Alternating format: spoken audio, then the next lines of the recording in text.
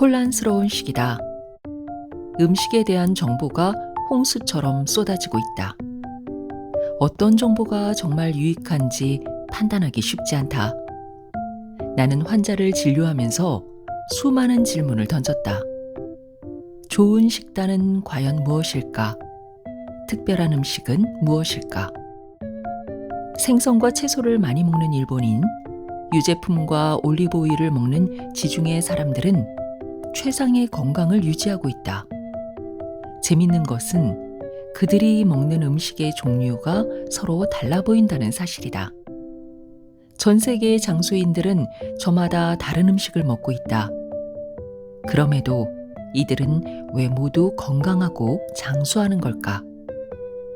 나는 이 책을 통해 뿌리 깊은 영양, 즉 수천 년 동안 전수되어 온 영양의 지혜를 규명하고자 한다. 이 비밀은 건강을 지켜주며 다음 세대에게 최고의 유전적 부를 선물할 것이다.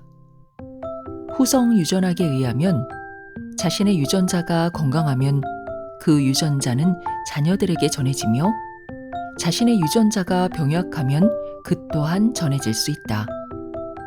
당신이 먹는 음식은 자신의 건강과 더불어 사랑스러운 자녀의 모든 것을 바꿀 수 있다. 유전적 부는 건강한 유전자의 다른 이름이다.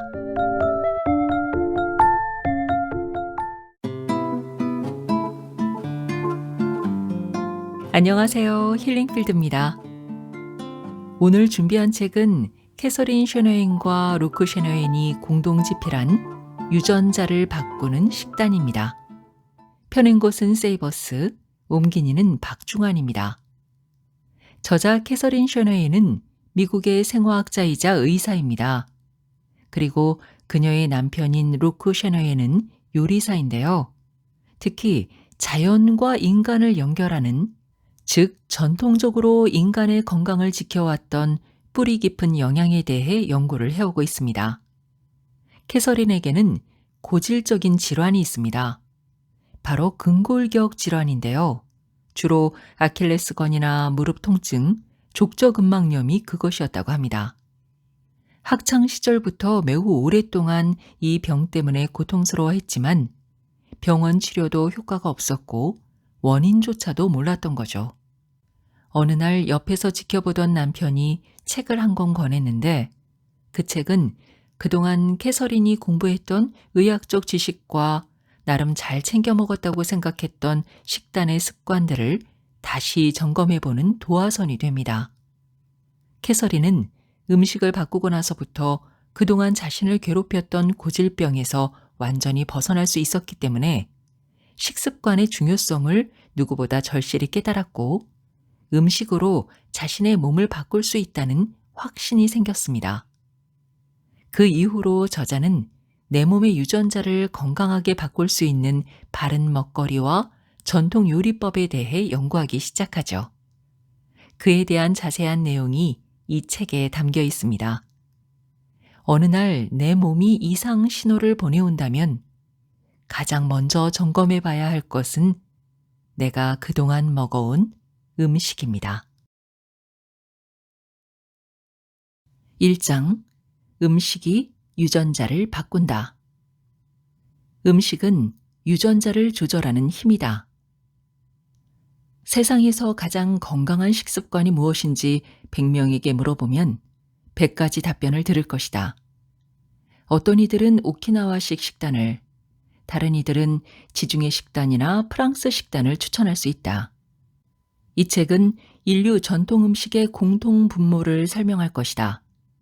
나는 인류 전통 음식의 황금률을 음식의 4대 기둥이라고 명명했다. 지혜로운 조상들은 건강을 지키고 아름다운 아이를 출산하고 양육하기 위해 음식의 4대 기둥을 적용해왔다. 사람들의 머릿속에는 외모와 건강에 대한 이상적인 이미지가 있을 것이다. 만약 음식으로 유전자를 바꿀 수 있다면 어떻게 될까? 내가 원하는 대로 유전자를 재구성할 수 있을까? 일부 행운아들은 유전자 복권 당첨자가 되어 미모와 지성, 체력에서 많은 혜택을 누리고 있다. 불공평하지만 이것은 부정할 수 없는 사실이다. 물론 유전자가 우수하다고 해서 원하는 모든 것을 얻을 수는 없다. 1980년대 중반 생명공학 분야의 몇몇 거장들은 우수한 유전자를 개발할 수 있다고 상상했다. 그래서 각종 질병 치료와 임신 및 출산 방식에 혁명을 일으킬 인간 게놈 프로젝트를 구상했다. 게놈에 대한 연구가 진행되면서 조금씩 성과가 나타났다. 유전학자들은 사람마다 다른 유전자를 소유하게 된 것은 모체가 DNA를 재생산하는 과정에서 저지른 우연한 실수 때문이라고 주장했다. 이런 논리에 따르면 유전자의 돌연변이가 축적되면 유전적으로 우수할 수 없다는 것이다. 그래서 연구자들은 유전자 백신으로 돌연변이를 고칠 수만 있다면 유전자 복권 당첨금을 쓸어 담을 수 있을 거라고 생각했다. 유전학자들은 게놈 프로젝트를 시작한 지 10년 만에 커다란 획을 그었다. 유전 암호 해독의 종료를 선언한 것이다. 프로젝트 관리자인 마이클 덱스터 박사는 인류 역사를 통틀어 가장 뛰어난 업적이라고 단언했다. 사람들도 이 신기술로 인해 수많은 질병들을 마법처럼 해결할 수 있을 거라고 생각했다. 투자자들과 유전학자들은 암, 고혈압, 우울증, 그리고 탈모와 같은 질환들에 대한 치료법이 나올 것이라고 기대했다. 과학자들은 유전자 혁명의 차세대 주자는 디자이너 유전자, 즉 유전자 조작으로 만든 유전자가 될 것이라고 주장하며 대중을 자극했다. 옹호자들은 인간의 염색체는 정적인 정보의 집합체이기 때문에 쉽고 안전하게 조작할 수 있을 것이라고 말했다. 하지만 후성 유전학은 그들의 기본 가설부터 잘못되었음을 날카롭게 지적했다. 유전자는 오히려 살아있는 동적인 존재, 즉 끊임없이 성장하고 학습하고 적응하는 존재라고 역설했다. 병원에 가서 의사에게 질병을 진단받을 때 유전 때문이라는 말을 들어본 적이 있는가? 기존의 유전학자들은 질병은 무작위 돌연변이 혹은 나쁜 유전자 때문에 발병한다고 주장해왔다. 반면에 후성 유전학의 관점은 다르다. 안경을 쓰거나 암에 걸렸거나 노화의 속도가 빠르더라도 유전자는 지극히 평범할 가능성이 높다. 문제의 핵심은 그 유전자들이 제대로 작동하는가에 달려있다. 유전자가 제대로 작동하는 상태를 유전적 발현이라고 한다. 몸을 돌보지 않으면 아픈 곳이 생길 수 있듯 유전자도 관심을 갖지 않으면 아프게 된다. 전통적 유전학에 따르면 질병은 DNA의 영구적 손상 때문에 발생한다. 생물학적 오류에 의해 중요 정보가 파괴된 유전자를 돌연변이라고 한다. 지금까지 돌연변이는 DNA가 자기 복제를 하는 동안 실수를 저질러 발생하는 것으로 여겨왔다.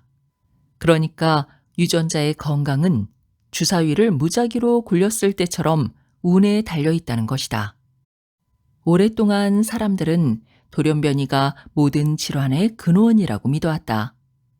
그래서 의사들은 암, 당뇨병 등의 가족력을 중요하게 생각한다. 이런 유전자는 언제 터질지 모르는 숙명적 시한폭탄이다. 반대로 유전자 복권이 되어 행운의 선물이 될 수도 있다. 유전자 복권의 기본 원칙은 통제가 불가능하다는 데 있다. 하지만 후성 유전학은 우리의 행동이 유전자에 영향을 미칠 수 있다고 해석한다. 우리가 먹고 생각하고 행동하는 모든 것이 유전자의 기능에 영향을 주며 다음 세대까지 전해진다. 후성 유전학 연구자들은 쥐를 대상으로 한 실험에서 비타민 결핍이 체중과 질병 그리고 다음 세대까지 영향을 끼칠 수 있음을 증명했다. 당신이 먹는 음식이 곧 당신이다라는 명언을 다시금 확인한 것이다. 전 세계 후성 유전학 연구자들이 발견한 사실을 종합해보면 사람들이 걸리는 질병은 대부분 돌연변이가 원인이 아니라 유해한 환경과 영양 결핍이 더 많은 영향을 받는다. 건강했던 유전자도 어느 순간 병들 수 있다. 후성 유전학은 유전자 복권이 결코 러시안 룰렛 게임이 아니라는 것을 보여준다. 핵심은 명확하다. 스스로 자신의 유전자에 관심을 기울이는 것이다. 건강한 유전자라는 개념은 간단하다. 유전자는 방해를 받기 전까지는 원활하게 작동한다. 유전자의 정상적인 작동을 방해하는 외부의 힘은 크게 독소와 영양 불균형이라는 두 개의 범주로 분류할 수 있다. 독소는 우리가 먹고 마시고 호흡할 때 체내로 들어오는 해로운 물질이다. 심지어 심한 스트레스를 받으면 신체 내부에서 독소가 생성되기도 한다. 영양 불균형은 세포 활동을 원활히 하는 데 필요한 영양소 결핍으로 인해 발생한다. 지금 당신은 공기의 질을 바꾸거나 스트레스를 줄이기 위해 직장을 그만두기는 어려울 것이다. 하지만 유전자를 조절하는 강력한 요소를 바꿀 수는 있다. 바로 음식이다. 5장. 돌팔이 의학은 어떻게 질병을 확산시켰나? 영양학 영웅의 콜레스테롤 사기극. 10년 전 누군가 심장병의 원인이 무엇인지 물어보았다면 주저없이 대답했을 것이다. 지방과 콜레스테롤. 그것도 자신감에 차 있는 목소리로 말이다. 미국 의학협회를 비롯한 대부분의 의학단체들도 동일한 목소리를 냈다. 심장병의 주범은 지방과 콜레스테롤이라는 것은 의심의 여지가 없어 보였다. 언뜻 생각해도 그랬다. 배수관에 쌓이는 기름처럼 동물성 지방이 동맥을 서서히 막는 모습은 쉽게 상상이 되었다. 정말 단순하고 명쾌하지 않은가. 그런데 오랫동안 괴롭힌 난제가 있었다. 내 진료실을 찾는 수많은 고령 환자는 평생 버터, 달걀, 고기를 먹었음에도 어째서 훌륭한 건강 상태를 유지하고 있는 걸까? 다행히 일부 의사와 과학자들도 나와 같은 질문을 던지고 있었다. 콜레스테롤이 해롭지 않다는 의학적 증거는 계속해서 제기되어 왔다. 하버드 보건대학원의 영양학자 중 일부는 저지방 캠페인은 도리어 건강 문제를 악화시켰다고 주장했다. 저지방 캠페인은 비만과 당뇨를 개선하는 데 실패했을 뿐만 아니라 도리어 확산시켰다는 주장도 많다. 지금도 콜레스테롤에 대한 치열한 논쟁은 현재 진행형이다. 보건당국이 우려하는 동물성 지방은 정말 건강을 파괴하는 원흉일까? 과학적 연구들은 정반대 방향을 가고 있는 듯하다. 콜레스테롤 심장병 가설은 전면적으로 재고되어야 한다. 당신은 담당 의사가 처방하는 고지혈증 약물을 그대로 받아들일 필요가 없다. 콜레스테롤과 지방에 대한 공포는 인류를 지탱해온 천연지방을 배척하게 했으며 반면 씨앗기름을 만드는 식품 제조업자의 호주머니만 채워주었다. 지금부터는 콜레스테롤 심장병 가설이 어떻게 조작되었는지 함께 알아보도록 하자. 조작의 중심에 있었던 남자는 한때 영양학의 영웅으로 대접받던 인물이다.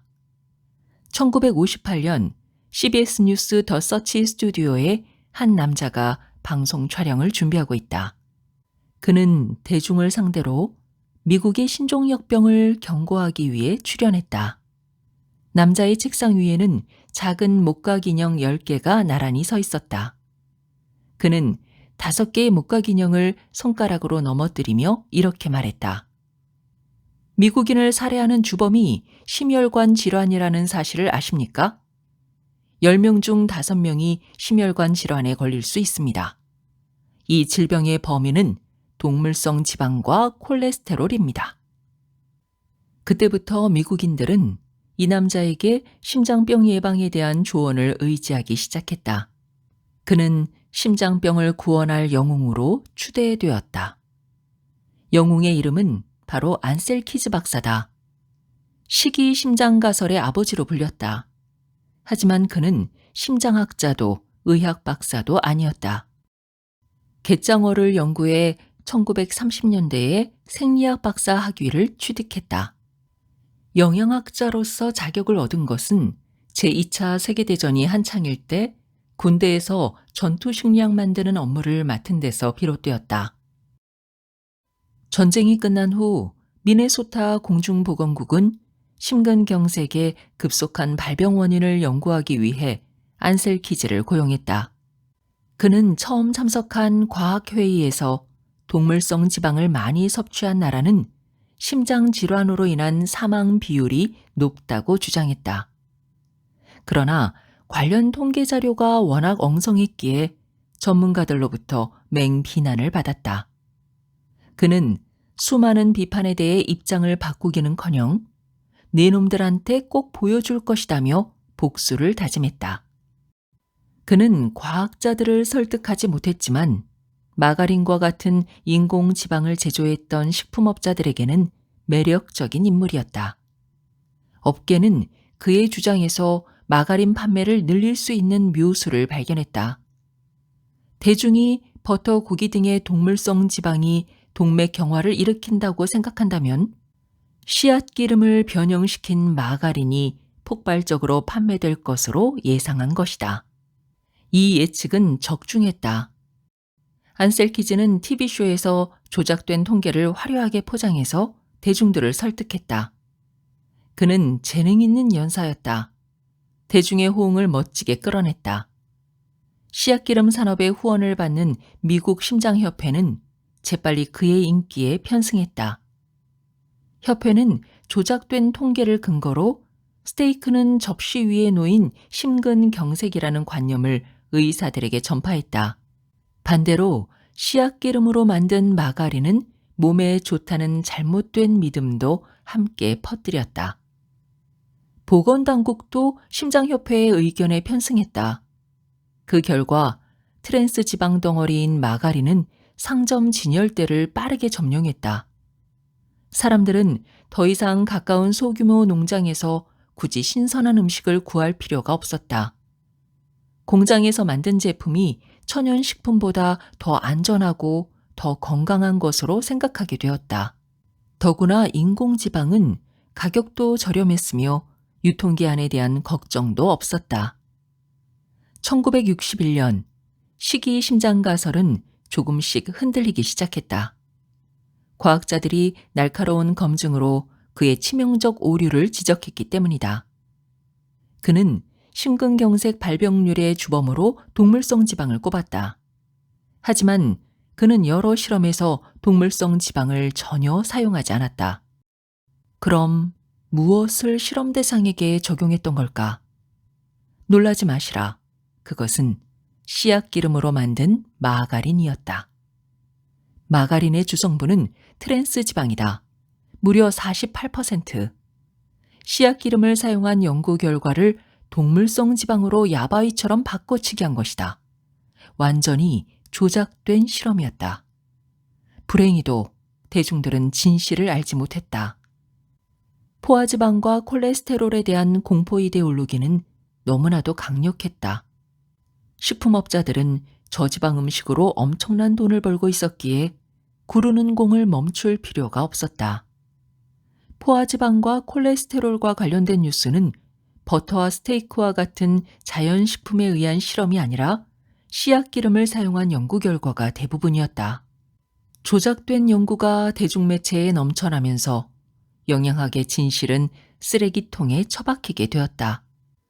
의학 전문가들은 보건당국이 권장하는 식단 가이드라인을 환자들에게 권유함으로써 면죄부를 받았다고 생각할지 모른다. 하지만 그들은 스스로 진실을 파헤칠 책임이 있다. 무책임한 조언은 사람들을 병들게 하는 식품회사의 영업사원과 다르지 않다. 희대의 사기꾼 안셀키즈 박사의 조작극이 어떤 결과를 가져왔는지 함께 들여다보자.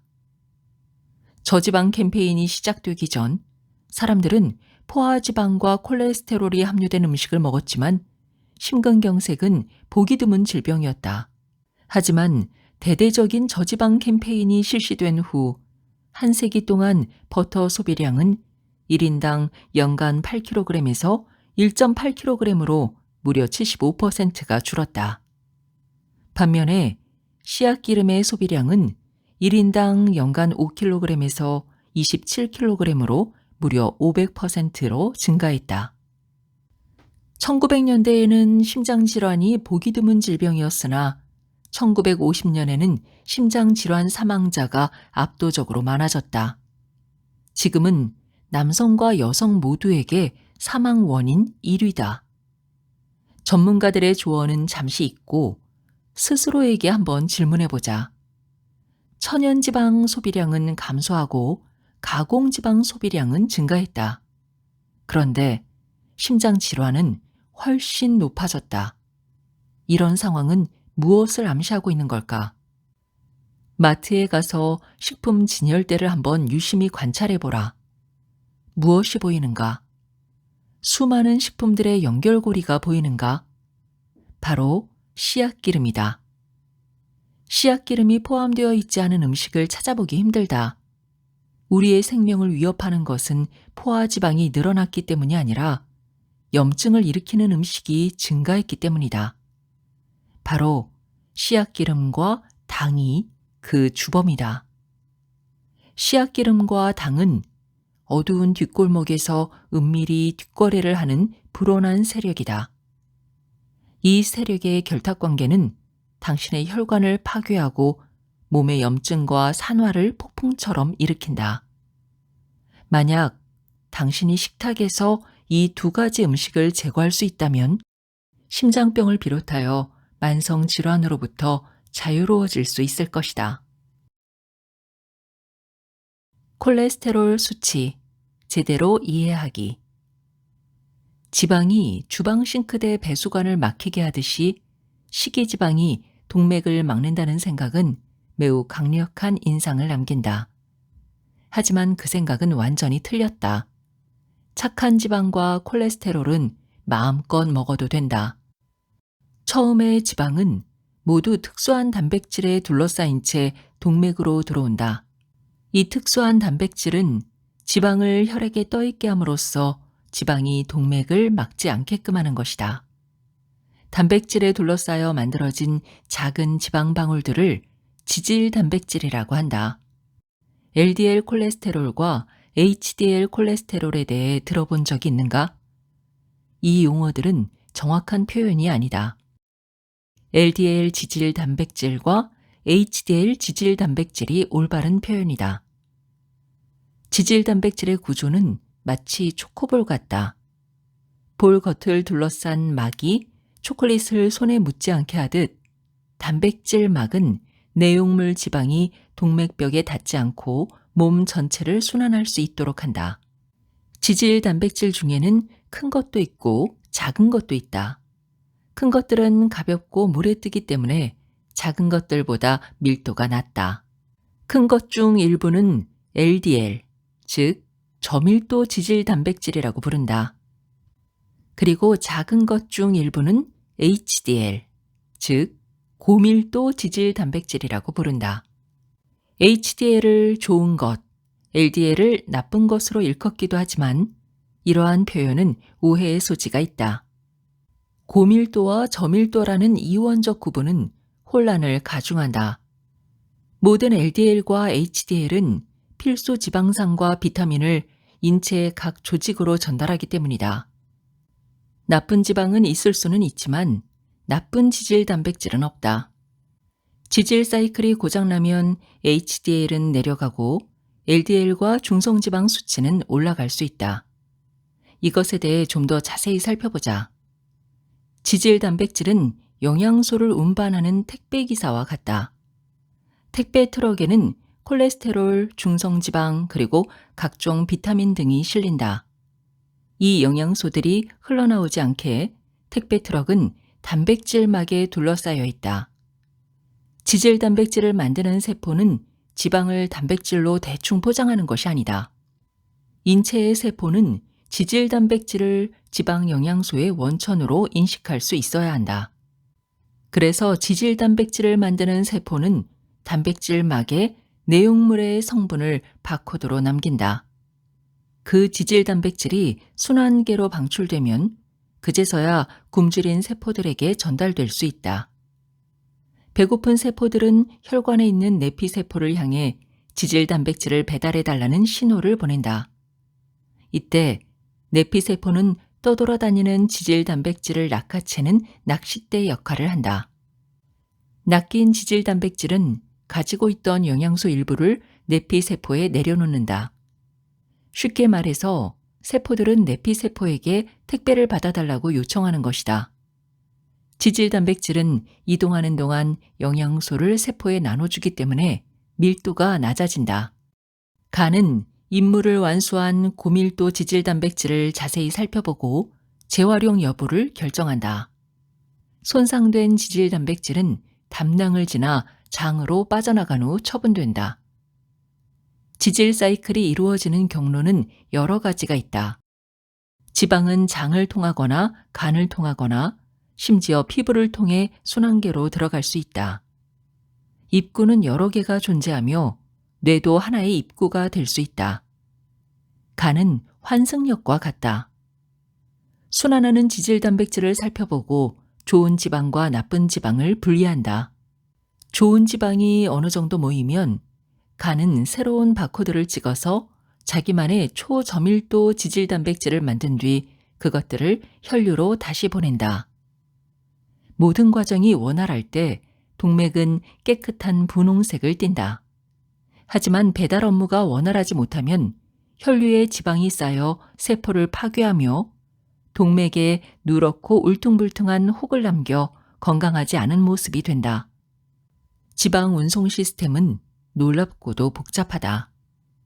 그렇다면 우리는 콜레스테롤 수치를 어떻게 해석하면 좋을까? 의료계가 중요하게 생각하는 콜레스테롤 수치는 일반적으로 4가지다. 즉, 총 콜레스테롤, LDL, HDL, 중성지방이다. 이 중 필자가 가장 중요하게 생각하는 수치는 중성지방과 HDL이다. HDL 수치는 남성의 경우 45 이상, 여성의 경우 50 이상이어야 한다. LDL 수치는 HDL 수치의 3배 이내가 적절하며 동시에 중성지방 수치를 150 미만으로 유지하는 것이 좋다. 이 경우는 지방 사이클, 지질 단백질, 식단 등이 건강하다는 의미이다. 필자는 LDL 대 HDL 비율이 적정 범위 안에 있다면 총 콜레스테롤 수치가 높은 것은 걱정할 필요가 없다고 생각한다. 반면 중성지방 수치가 150 이상이거나 HDL 수치가 40 미만이라면 지질 단백질 사이클이 무너졌을 가능성이 매우 높다. 편집자 코멘트. 착한 지방, 나쁜 지방, 그리고 악독한 지방. 과거 보건당국은 건강을 위해서 포화 지방을 피하고 불포화 지방 섭취를 늘리라고 정책적으로 안내해 왔습니다.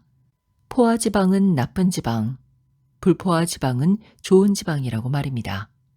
하지만 이는 무지에 근거한 잘못된 보건정책의 표본입니다. 이러한 논리가 일반인들에게 설득력을 가졌던 것은 상온에서 고체인 포화 지방을 먹으면 우리 몸에 들어가서도 그대로 고체의 형태를 유지하여 혈관을 막히게 할 수 있다는 논리의 단순성이 있습니다. 돼지 기름을 하수구에 버리면 상수도관이 막힐 수 있다는 논리와 유사합니다.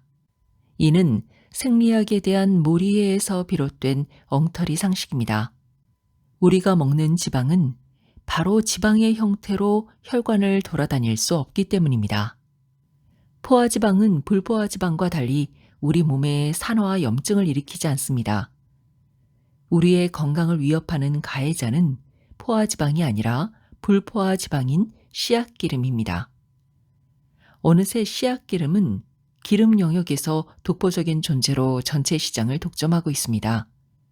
예를 들어 콩기름, 옥수수기름, 카놀라유, 유채씨유, 해바라기씨유, 홍어씨유 등입니다.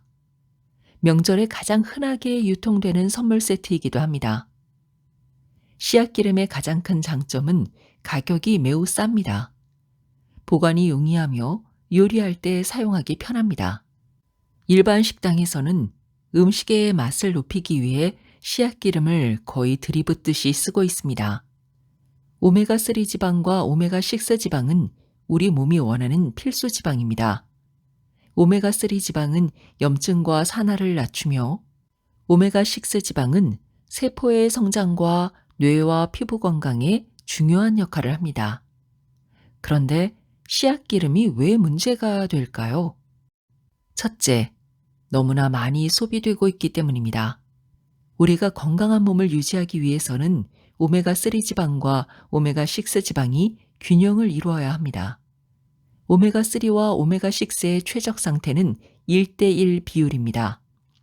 그런데 현재 두 지방의 소비 비율은 1대 15, 즉 오메가6 지방을 15배 이상 섭취하고 있습니다.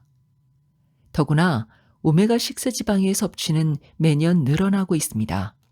미국의 경우 최근 100년 동안 버터, 소기름이라고 하는 텔로, 돼지기름인 라드와 같은 포화지방의 소비는 현격히 줄어들었습니다.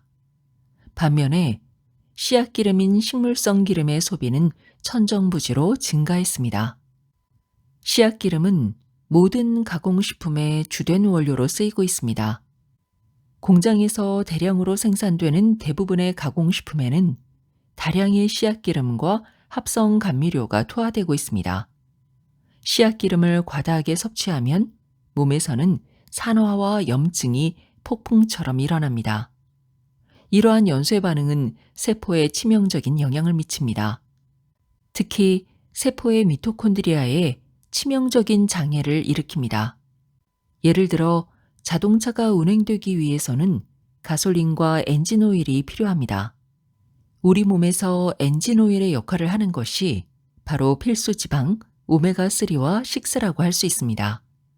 그런데 과도한 씨앗기름의 섭취는 차량 연료통에 가솔린 대신 엔진오일을 들이붓는 것과 같습니다. 그러면 자동차는 어떻게 될까요? 오래되지 않아 엔진이 망가져서 작동 불능 상태가 될 것입니다. 우리가 과도한 씨앗기름을 먹는 것도 이와 다르지 않습니다. 둘째, 씨앗기름을 생산하는 과정 자체에 문제점이 있습니다. 콩, 옥수수, 카놀라, 해바라기 씨 등의 씨앗은 가루로 만들어도 기름을 쉽게 뽑아낼 수 없습니다. 기름을 추출하려면 헥산이라는 등유 성분을 사용합니다. 유기용매인 헥산을 사용해서 식물 씨앗에 들어있는 기름 성분을 녹여내는 것입니다. 이 용제는 인체에 유해하며 독특한 냄새를 갖고 있습니다. 그래서 공정 단계에서 섭씨 250도 정도로 가열해서 용제를 휘발시킵니다. 이 과정에서 독성 물질인 하이드록시노네날이 일부 발생합니다. 정제 씨앗 기름은 높은 온도에서 요리할 경우 트랜스 지방으로 변성되는 비율도 높습니다. 이러한 값싼 기름이 우리가 시중에서 흔히 사용하는 식용유, 씨앗 기름입니다. 옥탄가가 낮은 저질 휘발유를 사용하면 자동차의 엔진이 손상됩니다. 인체도 마찬가지입니다. 정제 씨앗 기름은 세포의 염증과 산화를 일으키는 물질로 작용하고 있습니다. 마지막으로 말씀드릴 지방은 마가린, 쇼트닝, 패스프레드 등의 트랜스 지방입니다. 씨앗 기름보다 더 나쁜 가공 지방입니다. 이 지방은 씨앗 기름에 수소 첨가라는 화학 처리를 통해 만듭니다. 수소 첨가란 탄소의 이중결합 부분에 수소를 붙여 분자 구조를 안정화하는 처리법입니다. 즉, 석유를 화학 처리해서 플라스틱을 만들듯이 식용유를 화학 처리해서 마가린이나 패스프레드를 만든다고 생각하면 됩니다. 이 경우 상온에서도 고체 상태를 유지하고 산화에 강해져서 보존성이 높아집니다. 마가린, 쇼트닝, 패스프레드와 같은 트랜스 지방은 영구적인 유통기한을 약속합니다. 이것은 무슨 의미일까요? 미생물조차도 거들떠보지 않는 식품이라는 것입니다. 미생물조차 분해하지 않는 식품.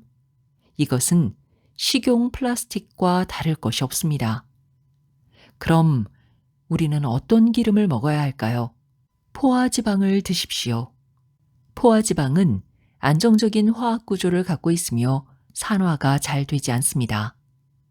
변질이 잘 되지 않기 때문에 안전하게 사용할 수 있습니다. 포화지방으로 돼지기름인 라드, 소나 양기름인 텔로, 버터, 코코넛 오일을 드십시오. 불포화지방으로는 올리브 오일, 아보카도 오일, 들기름을 가열하지 말고 샐러드에 생으로 뿌려서 드십시오. 9장 칼로리 신화를 넘어서 칼로리가 중요하지 않은 이유. 나는 의과대학에서 간단한 공식을 배웠다. 섭취한 칼로리에서 소비한 칼로리를 빼면 체중이 증가하거나 감소한다는 공식이다. 이 공식은 너무나 당연해 보였고 보편적 법칙으로 이해되었다. 수련의 과정 때 체중을 줄이고 싶어하는 환자에게 이 공식을 설명했다. 하지만 상황은 그리 간단치 않았다. 선생님, 이해를 못하겠어요. 저는 많이 먹지 않아요. 운동도 하고 있고요. 그런데도 체중은 늘고 있어요. 몸에 이상이 있는 게 분명해요. 이런 말을 계속해서 들었다. 검사를 해보면 결과는 항상 정상이었다. 정말 많은 환자에게 칼로리 인, 칼로리 아웃 공식이 적용되지 않았다. 환자들은 적게 먹고 체육관에 다녔으며 동네를 산책했다. 그런데도 뱃살은 변함이 없었다. 그들의 신진대사는 무엇이 문제일까? 에너지 공식에 오류가 있는 걸까? 이 미궁을 풀 수 있는 열쇠는 다음과 같다. 체중은 에너지보다는 정보와 관련이 있다는 사실이다.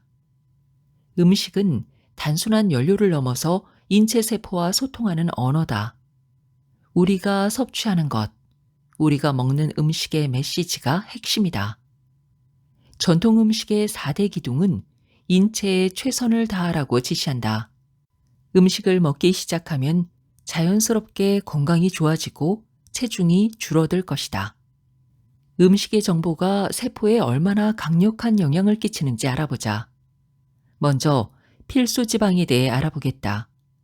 필수 지방인 오메가3와 오메가6는 화학자의 입장에서는 동일한 구조지만 세포의 입장에서는 밤과 낮처럼 상반된 영향을 미친다. 1995년 저널리스트 조 로빈스는 아포토시스를 연구하는 과학자를 만나 대화를 나누었다. 아포토시스란 손상된 세포가 다른 세포에 피해를 주지 않기 위해 스스로 죽음을 선택하는 세포 자살을 뜻한다. 과학자는 쥐의 악성 종양에 오메가3와 오메가6를 각각 주입했다. 오메가3를 주입한 경우는 악성 종양의 성장이 축소된 반면 오메가6를 주입한 경우는 종양의 성장 속도를 4배 가속했다. 이 지방들의 칼로리는 동일했다.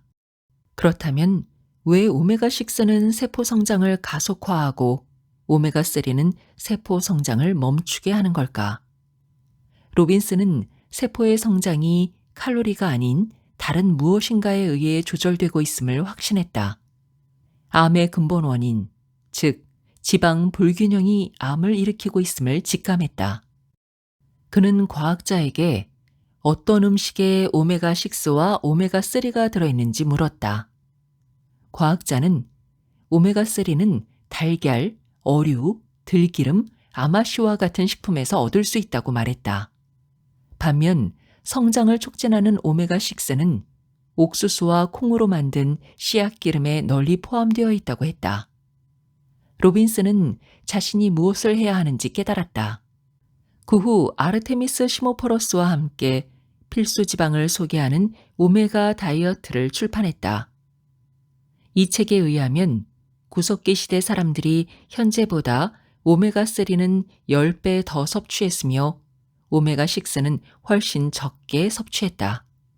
필수 지방의 섭취량 변화가 식단 불균형을 일으켜서 암과 비만을 포함한 수많은 염증성 질환을 악화시킨다는 것이다. 그 이후 많은 과학자가 오메가3가 어떻게 각종 질병을 예방하는가에 대한 연구를 수행했다. 오메가3 지방을 더 섭취하면 인체의 모든 세포를 도울 수 있다. 오메가3와 오메가6에 관한 연구 결과는 더 많은 것을 시사하고 있다. 세포는 음식이 보내는 화학적 메시지에 매우 민감하다.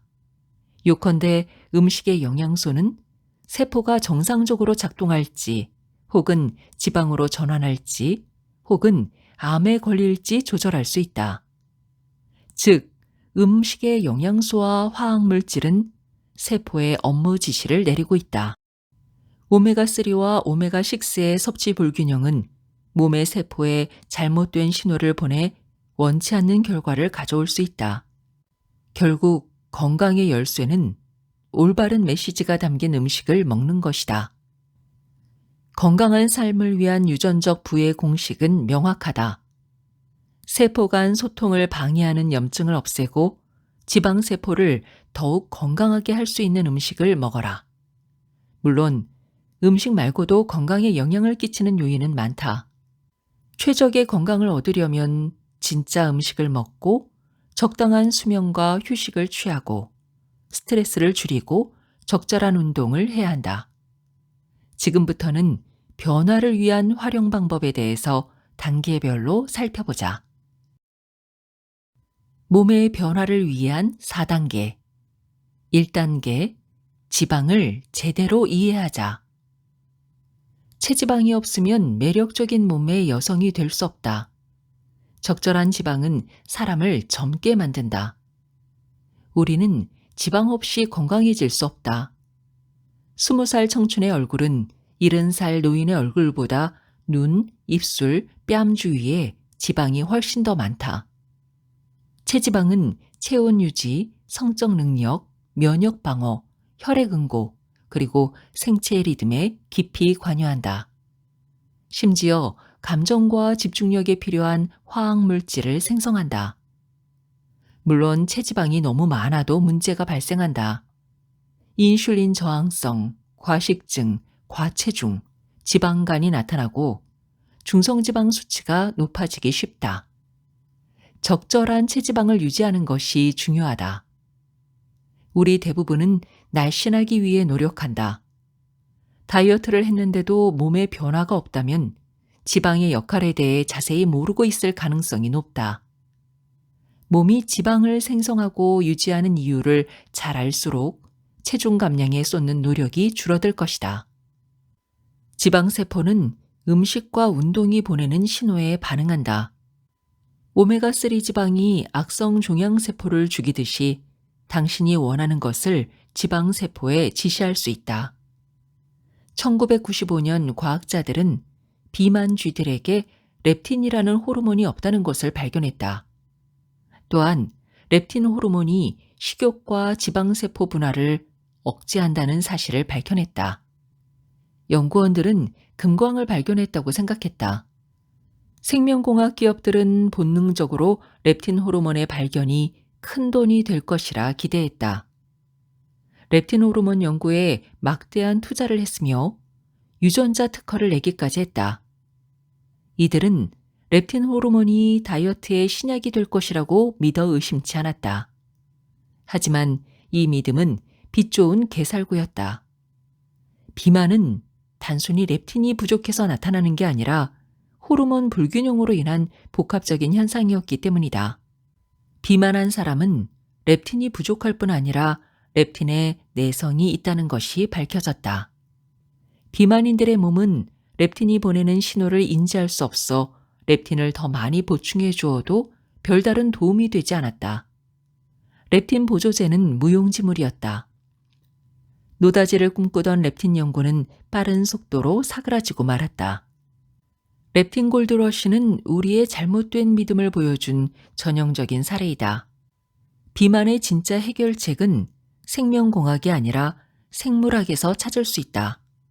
즉, 좋은 음식으로 해결할 수 있다. 렙틴 연구원들은 하나의 기회를 놓쳤다.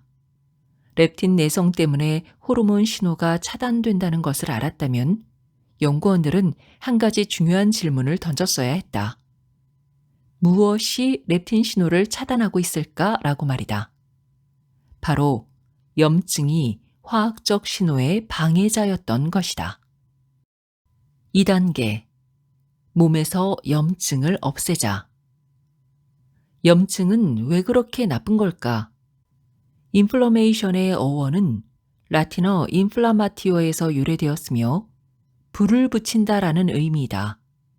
세포에 화재가 발생한 상태다. 염증은 정상세포 성장에 필요한 호르몬을 차단할 뿐만 아니라 몸의 지방을 저장하라고 지시한다. 염증의 위력은 파괴적이다. 염증 유발 식품은 세포를 속여 인체를 위험에 빠뜨리는 반면 좋은 음식은 세포를 올바르게 성장하게 한다. 체중 감소를 위해서는 식품 포장지의 칼로리 수치보다 염증을 일으키는 음식인지 확인하라. 가공식품은 살을 찌게 하고 4대 기둥은 살을 빠지게 한다. 앞에서 씨앗기름을 가열하면 메가트랜스 지방과 활성산소를 생성한다고 언급했다. 반면에 포화지방은 활성산소의 횡포를 막으며 염증의 저항력을 길러준다. 나쁜 지방은 염증을 일으키는 시한폭탄과 다름없다. 자신을 철저하게 위장한다. 몸속 효소 델타9은 트랜스 지방을 포화지방으로 착각하고 받아들인다. 그렇게 되면 효소는 심각한 위험에 처한다. 트랜스 지방 분자는 낚싯바늘과 같이 구부러진 모양이어서 효소 속으로 트랜스 지방이 들어가면 빠져나올 수가 없다. 당신이 먹는 트랜스 지방은 지방대사 효소 델타6, 델타9의 활동을 중지시킨다. 그러면 세포는 정상적인 지방대사를 하지 못하게 된다. 간에 지방이 쌓이면 지방간에 걸리게 된다. 지방간은 간에 존재하는 지방 생성 효소를 공격하므로 세포 내의 지방을 해롭게 변모시킨다. 또한 효소를 비정상적으로 작동시켜 탄수화물을 지방으로 전환하도록 만든다. 즉, 살이 찐다. 그래서 저칼로리 식단으로는 지방간을 치료하지 못한다. 지방간을 치료하기 위해서는 간을 회복시켜야 하는데 전통 음식의 4대 기둥이 그 역할을 할 수 있다. 나쁜 지방을 많이 먹을수록 몸은 더 많은 염증과 싸우게 된다. 트랜스 지방은 몸의 포화지방과 필수지방의 대사 능력을 떨어뜨리기 때문에 악순환의 버튼을 누른다. 1976년 하버드 대학교에서 간호사 12만 2천 명을 대상으로 진행된 간호사 건강 연구에 따르면 트랜스 지방 섭취량이 2%만 늘어나도 인슐린 저항성과 당뇨병에 걸릴 위험이 40%나 증가했다. 혈당 불균형 상태가 되면 몸은 가능한 한 많은 칼로리를 지방으로 전환하는 데 전념한다. 산화된 지방을 먹지 않으려면 씨앗기름이 함유된 모든 식품을 손절해야 한다. 씨앗기름에는 다불포화 지방이 풍부한데 이 지방은 특히 산화가 잘 되고 메가트랜스라는 이름의 뒤틀린 지방으로 쉽게 변형된다. 반면에 포화 지방은 산화의 저항성이 강해 염증을 막을 수 있다. 따라서 버터, 크림, 코코넛 오일을 먹으면 폭풍 산화를 막을 수 있으며 체중을 감량할 수 있다. 과당은 체중 감량 노력을 물거품으로 만들기 쉽다. 왜냐하면 과일, 과일 주스, 탄산음료에 들어있는 과당은 간에 있는 효소의 포도당을 지방으로 전환하라는 강력한 지방 생성 신호를 보내기 때문이다. 과당을 섭취하면 간에서 지방으로 바뀌어 버린다. 따라서 과당을 함유한 음식을 먹으면 체중이 늘어난다. 몸에 좋은 당이란 없다. 앞에서 살펴본 것처럼 당은 최종 당화산물이라는 형태로 들러붙는데 세포에 달라붙은 당은 호르몬 신호를 차단한다. 신호가 차단되면 염증이 유발된다. 음식 속 탄수화물은 당으로 전환되기 때문에 밥, 빵, 면 등을 많이 먹으면 염증이 유발된다. 정제 탄수화물은 비타민과 항산화 물질이 부족하기 때문에 인체가 제어하기 힘들어진다. 염증이 더 심해진다. 그래서 체중 감량을 원하는 사람들은 하루 탄수화물 섭취량을 100g 이하로 유지해야 한다. 3단계. 우리는 세포를 변화시킬 수 있다. 줄기세포라는 단어를 들어보았는가? 줄기세포는 배아에서 추출한 미성숙 세포로 어떤 기관으로도 대체될 수 있다. 실험쥐의 등에서 귀가 자라도록 하는 기괴한 실험을 본 적이 있는가? 이때 사용하는 세포가 바로 줄기세포다. 많은 사람이 줄기세포를 이용해 알츠하이머와 같은 난치병을 치료할 수 있을 거라고 믿고 있다. 언젠가는 그 믿음이 실현될지도 모른다. 지금도 우리는 줄기세포의 능력을 이용해 몸을 재정비할 수 있다. 지방은 줄기세포에서 출발한다. 당, 녹말, 트랜스 지방을 섭취하면 인체는 흰개미 여왕처럼 새로운 지방세포를 무수히 만들어낸다. 줄기세포가 지방세포로 전환되면 살이 찐다. 다이어트에 실패하는 이유는 몸에 잘못된 메시지를 전달하기 때문이다.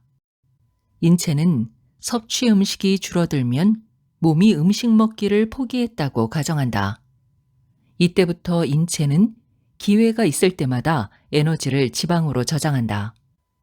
이처럼 갑작스럽게 칼로리를 줄이면 줄기세포가 잘못된 판단을 하게 되는 것이다. 진정 살을 빼는 방법은 줄기세포의 성향을 이용해 지방세포를 당신이 원하는 세포로 전환해야 한다. 근육세포, 혈관세포, 신경세포, 뼈세포 등으로 말이다. 줄기세포는 놀라운 확장 능력과 더불어 자신의 정체성을 쉽게 바꾼다. 결론적으로 뱃살을 빼기 위해서는 굶을 필요가 없다. 뱃살을 새로운 세포로 바꾸어 당신을 아름답게 만들 수 있다. 우리는 지방세포를 원하는 대로 얼마든지 바꿀 수 있는 것이다. 지방조직은 결합조직이라는 인체 구성 물질에 속한다. 결합조직은 뼈, 근육, 혈액, 콜라겐 등의 세포를 포함한다.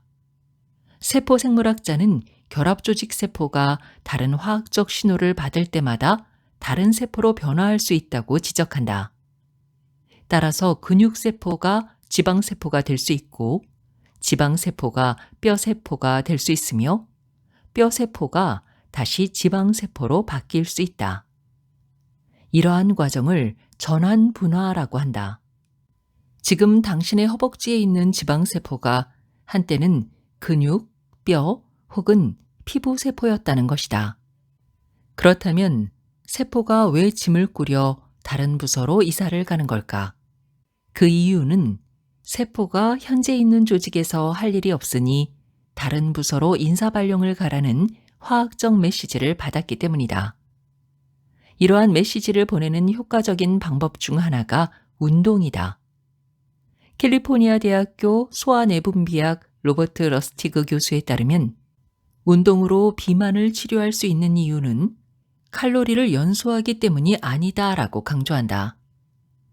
20분 동안 조깅을 해도 초콜릿칩 쿠키 하나면 헛수고가 됩니다. 그 정도로는 안 된다는 뜻이죠.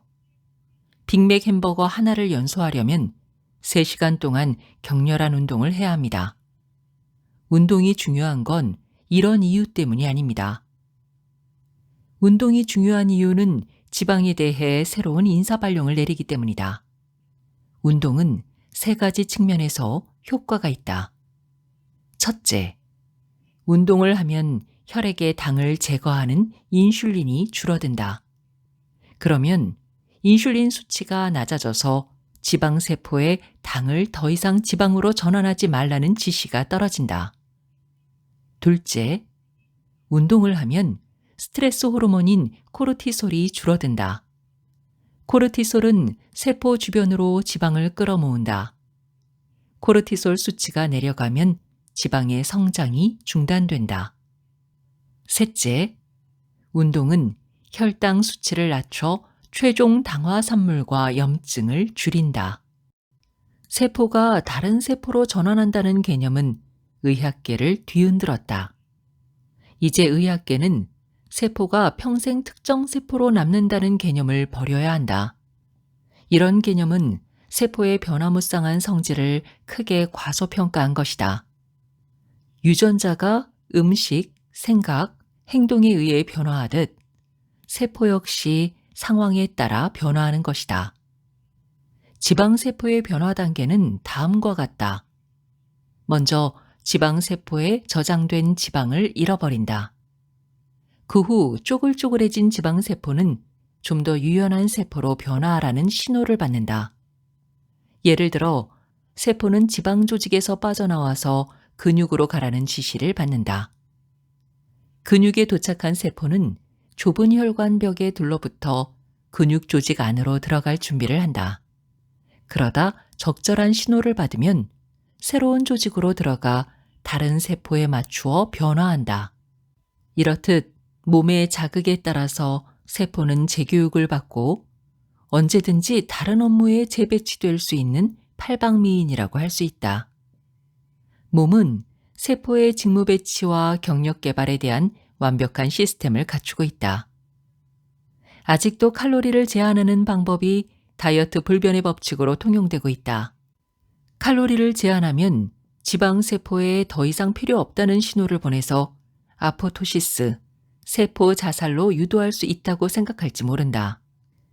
칼로리를 제한하면 지방세포가 줄어들지만 사라지는 일은 드물다. 그래서 칼로리를 원래대로 섭취하자마자 세포의 지방도 원래대로 돌아온다. 그 유명한 요요 현상이다.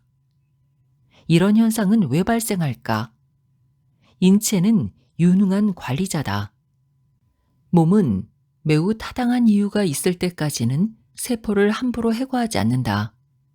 칼로리를 줄여도 지방 조직이 다른 조직으로 가라는 화학적 메시지를 받지 못하면 그대로 머문다. 많은 의사와 다이어트 전문가는 칼로리 제한이 효과가 있다고 주장한다. 어느 정도까지는 그 생각이 맞다. 칼로리 인, 칼로리 아웃 공식이 유효한 것이다. 물리학이 사기를 치고 있는 것은 아니다. 앞에서 운동하지 않고 칼로리 섭취를 줄이면 다시 음식을 먹자마자 몸이 줄기세포를 지방세포로 전환하라는 지시를 한다고 이야기했다. 몸은 참을성 있게 기다리지 않는다. 식욕을 돋우어 과거보다 열심히 음식을 찾아 먹도록 한다.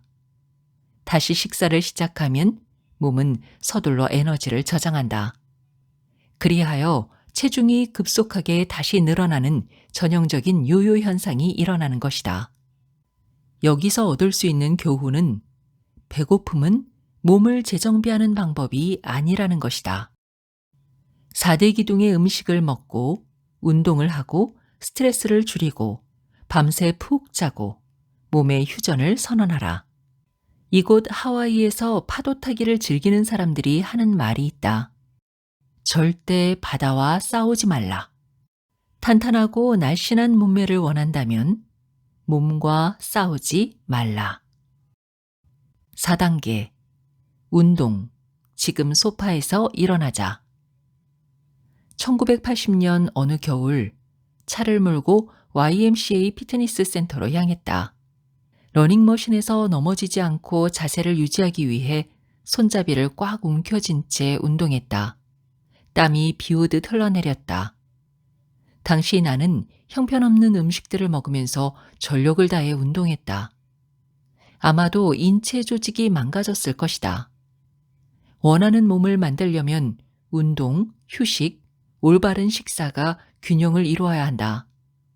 운동복을 입고 있다고, 체육관에 갔다고, 최신 기계를 사용한다고 운동하고 있는 것은 아니다. 운동은 집중을 필요로 한다. 요가 강사들은 집중하는 것을 마음 챙김이라고 부른다. 역도 선수들은 무거운 역기로 균형을 잡을 때 더 빠른 효과를 얻는다고 생각한다. 자신의 운동 동작을 인식하면 할수록 더 많은 근육을 사용한다.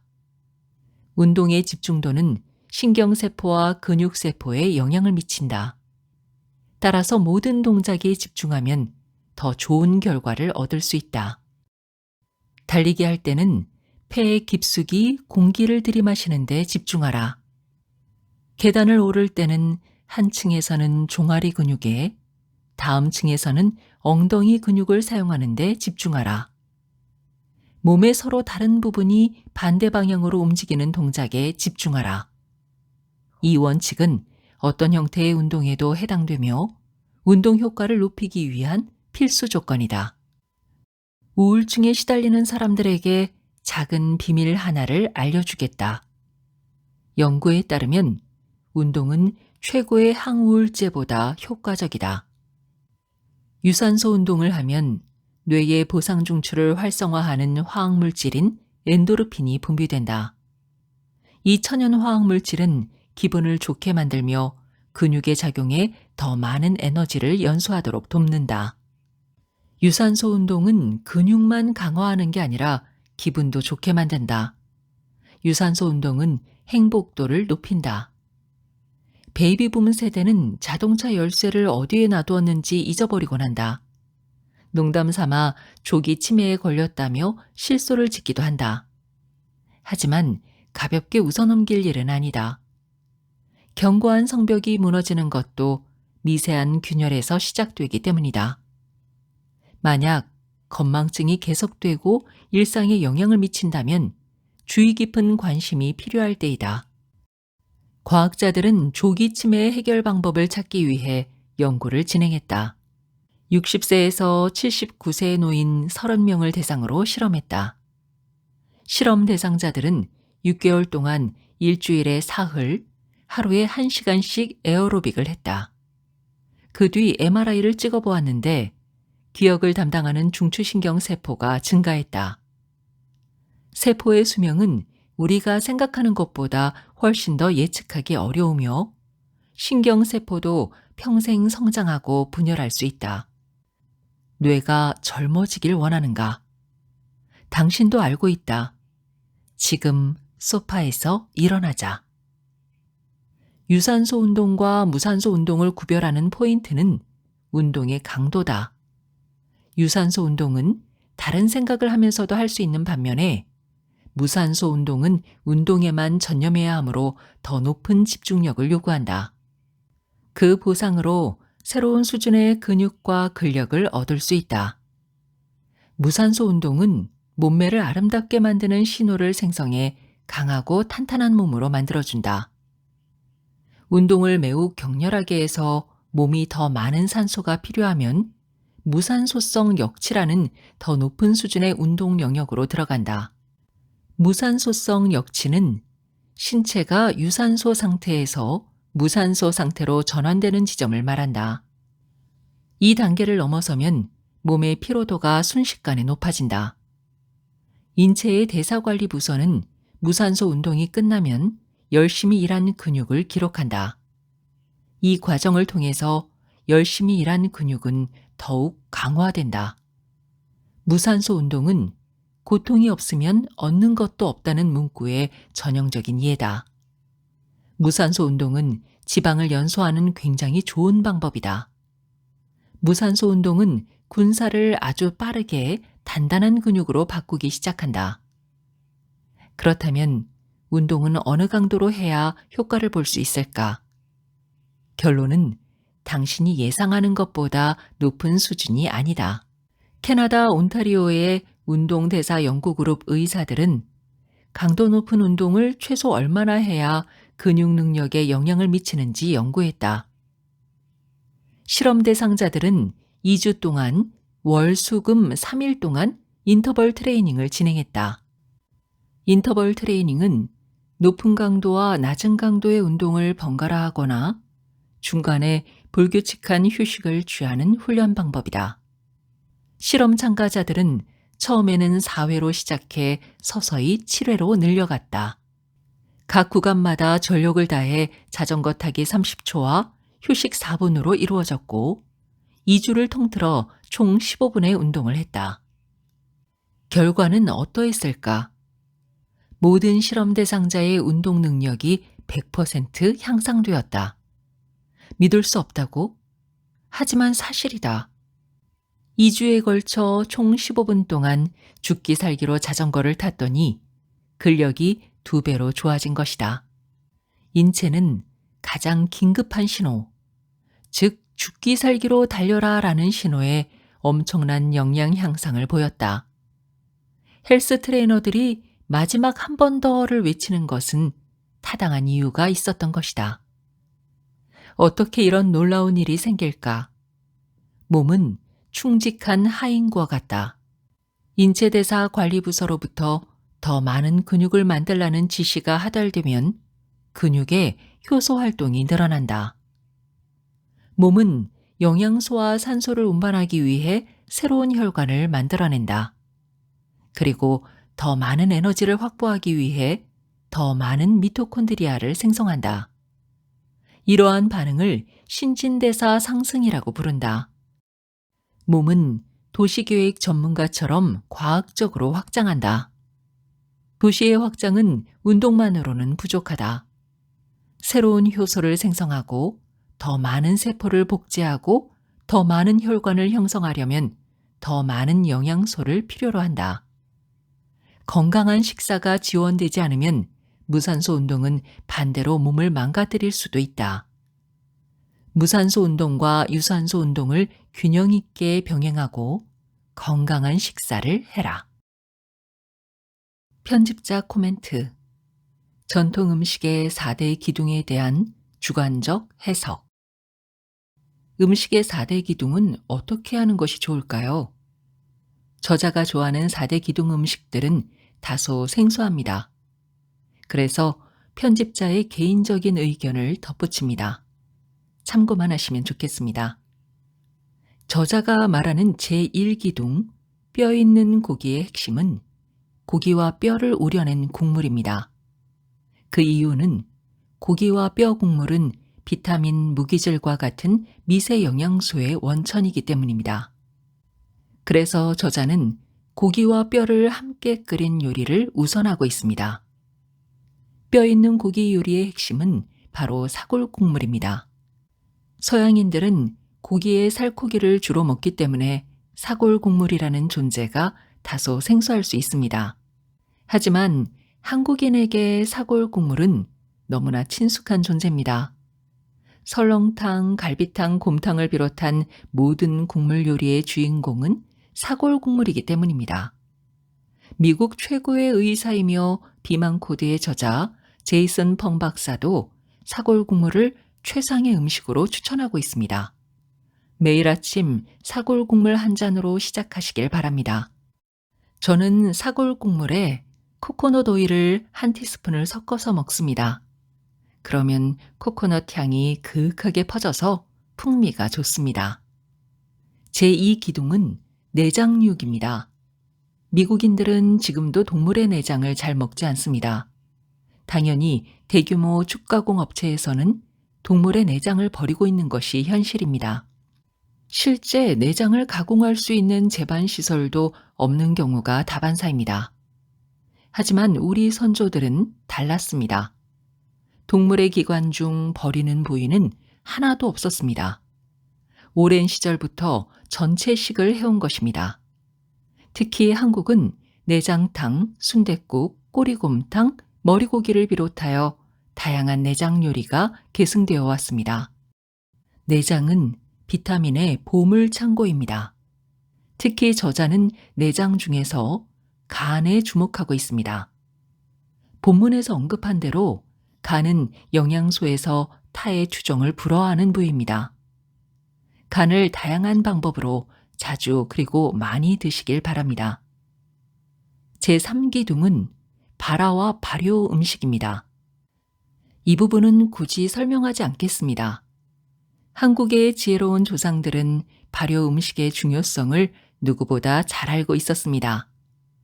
한국의 발효 음식은 하늘의 별만큼 많습니다. 김치, 된장, 고추장, 간장과 같은 한국의 장문화는 세계 최고 수준입니다. 항상 발효 음식과 함께 하시기 바랍니다. 저자의 권유 중 눈여겨볼 부분은 발화입니다. 발화는 음식의 단순당을 중요 영양소로 전환합니다. 곡물을 섭취할 때는 바라 곡물을 선택하십시오. 바라 현미와 바라 빵을 추천합니다. 제4기둥은 생음식입니다.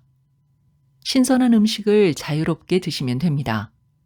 눈에 띄는 것은 생선회, 해산물, 육회입니다.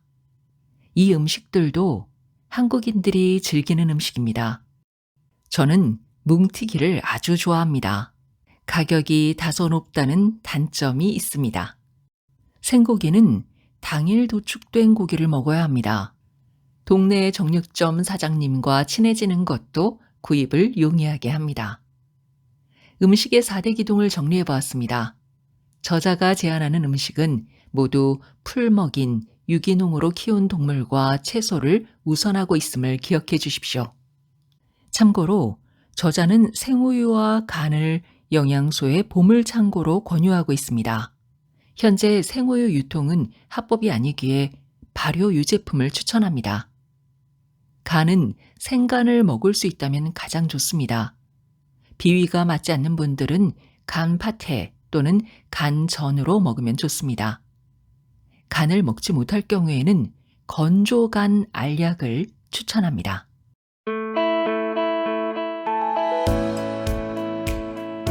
지금까지 세이버스에서 펴내고 박중환이 옮긴 캐서린 셔너인과 루크 셔너인의 유전자를 바꾸는 식단이었습니다. 끝까지 힐링필드와 함께 해주셔서 감사합니다. 건강하세요.